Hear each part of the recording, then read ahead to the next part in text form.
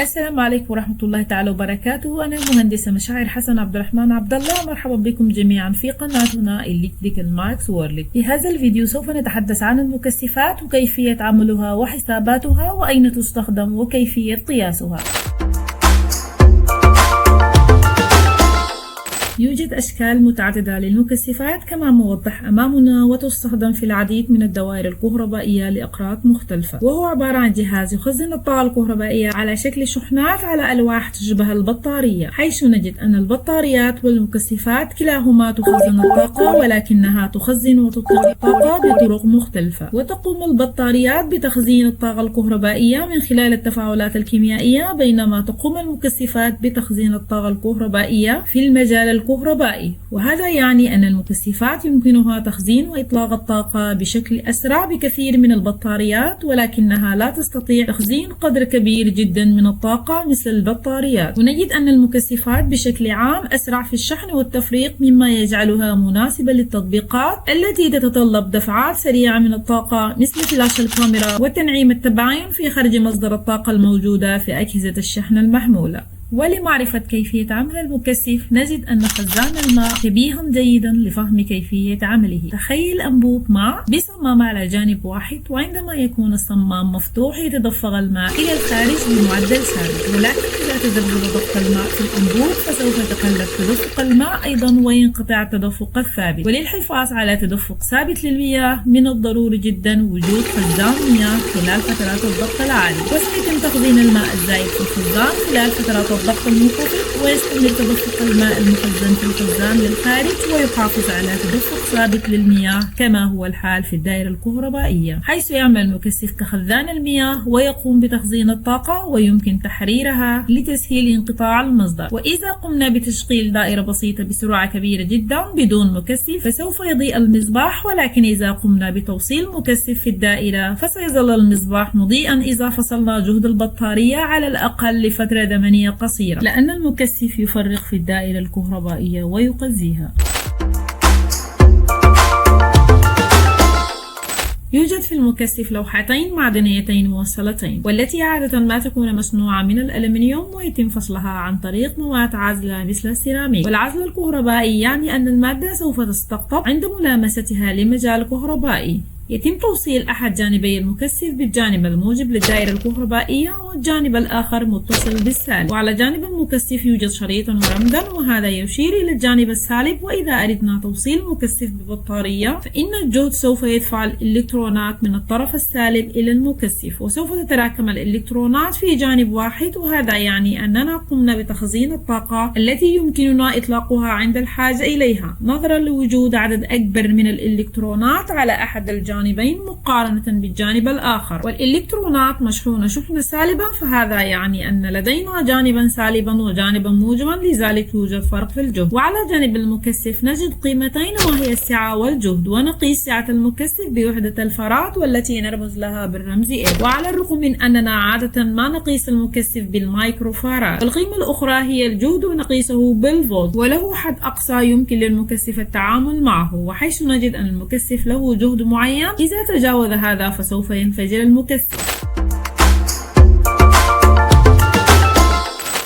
والآن سوف نتعلم الحسابات الأساسية للمكثفات لدوائر التيار المستمر، وهي عبارة عن مكثفات كهربائية كما موضح لدينا مكثف من النوع الخزفي، ويكون التحليل الكهربائي مستقطبا، مما يعني أنه يجب أن يكون أحد الجانبين متصل بالموجب والطرف الآخر بالسالب، ويمكن توصيل نوع السيراميك بشكل عام في كلا الاتجاهين على جانب المكثف. ونجد خطا متقطعا يشير إلى الجانب السالب، حيث تلاحظ أيضا أن أحد الطرفين أطول من الآخر مما يشير إلى الجانب الموجب، ولكنه يتم قطعه عادة أثناء التثبيت، لذا لا يجب الاعتماد على هذا وحده، حيث يتم تمثيل هذين المكثفين برموز مثل ما موضح أمامنا. لاحظ أن المكثف المستقطب لديه رمز زائد صغير يشير إلى الجانب الموجب، وعند توصيله بتيار مستمر ستدفع البطارية الإلكترونات إلى داخل المكثف، وبالتالي يتم شحن المكثف بنفس الجهد الذي يتم فيه شحن مكثفات البطارية على الفور تقريبا أيضا عند توصيلها مباشرة بالبطارية، ولكننا نستخدم دائما مقاومة مما يؤدي إلى تأخير وقت الشحن، حيث تتراكم داخل المكثف الكثير من الإلكترونات على جانب واحد، وهي ممنوعة من التحرك بسبب المادة العازلة بين الجانبين، حيث أن الإلكترونات مشحونة، وبالتالي لدينا شحنة متراكمة من جانب واحد مقارنة بالجانب الآخر، ولدينا فرق جهد بين النقطتين، حيث يتم تثبيت هذه الإلكترونات في مكانها، ويمكن للمكثف الاحتفاظ بهذه الشحنة لفترات طويلة جدا من الوقت عندما يتم تفريقها، حيث يصبح المكثف فارقا ولا تمر عبر المكثف، فهي ببساطة تتراكم بداخله ثم يتم تحريرها، ويتم حساب كميات الشحنة المخزنة في المكثف باستخدام صيغة الشحنة، والتي تساوي السعة بالفارات مضروبة في الجهد.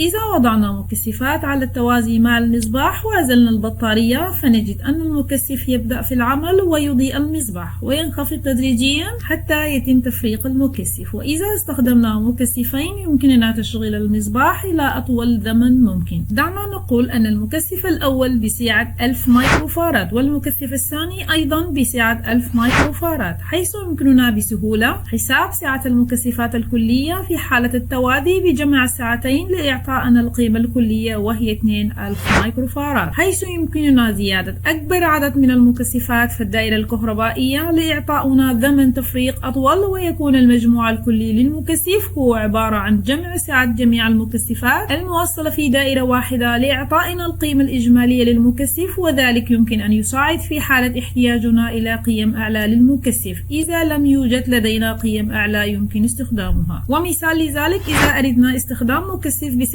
3000 مايكروفاراد يمكننا استخدام 3 مكثفات 1000 مايكروفاراد أو 6 مكثفات بسعة 500 مايكروفاراد، حيث تستخدم المكثفات لتصفية الضوضاء وتوفير المزيد من التيار في الدوائر ذات الطلب العالي. ونجد أن إجمالي الشحنة المخزنة في دوائر التوازي هو مجرد شحنة تساوي إجمالي السعة الكلية مضروبة في الفولت.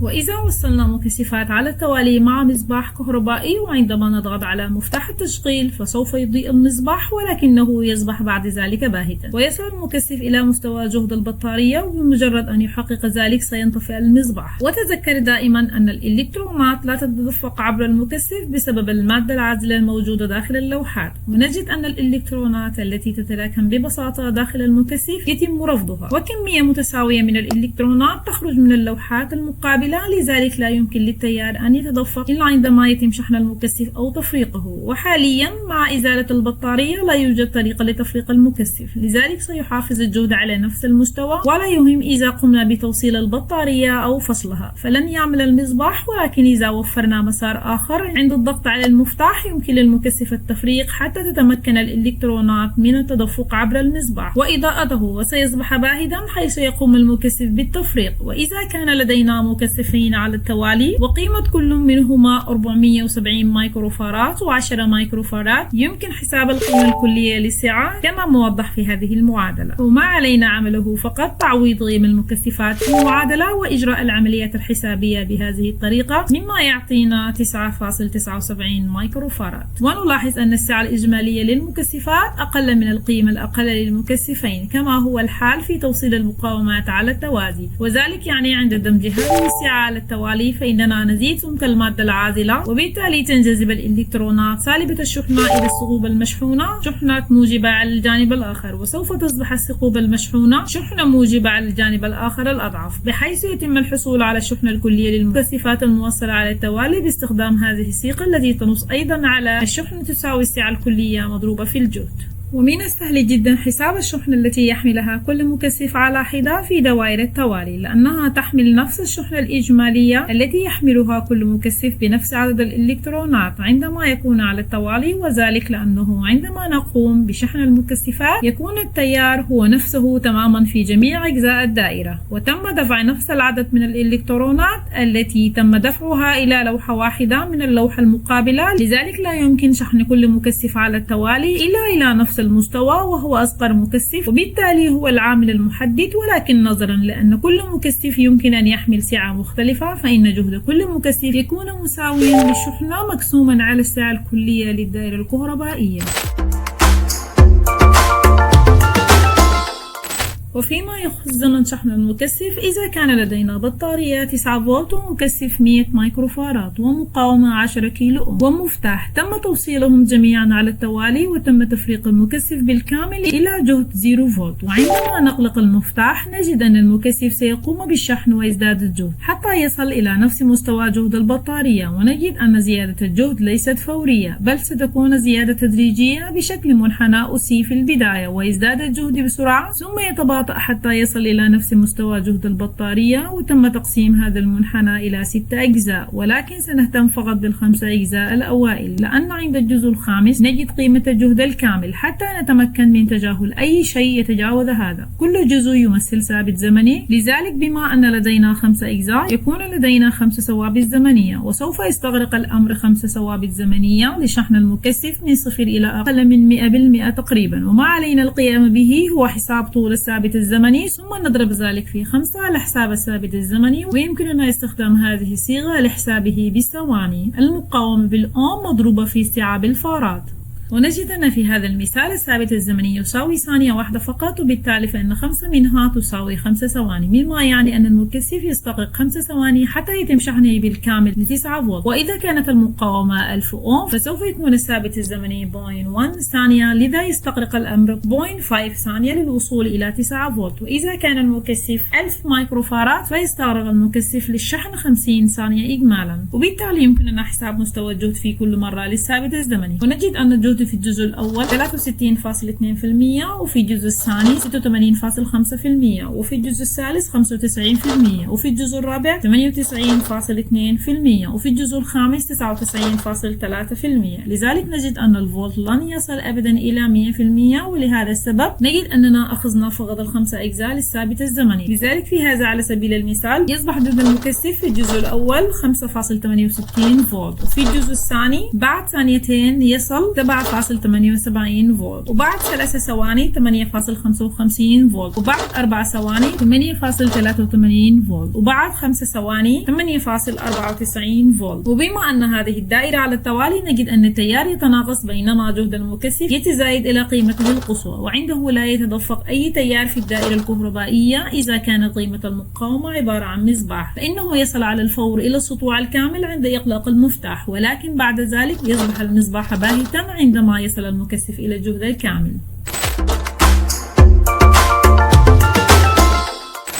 أما فيما يتعلق بعملية تفريغ المكثف، عندما نوفر مسارا للمكثف للتفريغ نجد أن الإلكترونات تترك المكثف ويقل الجهد على المكثف، ولا يتم ذلك على الفور ولكنه يكون في شكل منحنى أسي. وأيضا يمكننا تقسيم عملية تفريغ المكثف إلى 6 أجزاء كما عملنا في شحن المكثف، وأيضا يمكن أن نهتم فقط بال5 أجزاء الأولى، ونجد أن الجهد عند النقطة الأولى هو عبارة عن 36.8%، وعند النقطة الثانية 13.5%، وعند النقطة الثالثة 5%، وعند النقطة الرابعة 1.8%، 0.7% عند النقطة الخامسة. وإذا كان لدينا بطارية 9 فولت ومصباح بمقاومة 500 أوم ومكثف بقيمة 2000 مايكروفاراد فإن الثابت الزمني يكون عبارة عن 1 ثانية كما موضح أمامنا. لذلك في نفس اللحظة التي يتم فيها فصل البطارية سيكون المكثف عند 9 فولت، وأثناء تشغيل الدائرة سيواجه المصباح أيضا 9 فولت. بعد ثابت زمني 1 ثانية سيكون الجهد 36.8%، وهو عبارة عن 3.3112 فولت كما موضح أمامنا، وفي ثانيتين 1.215 فولت، وفي 3 ثواني 0.45 فولت، وفي 4 ثواني 0.162، وفي 5 ثواني يكون عبارة عن 0.063. لذلك سيتم إضاءة المصباح لمدة تقل عن 3 ثواني، ومن الواضح أن إضاءة المصباح أصبحت باهتة في نهاية ال3 ثواني.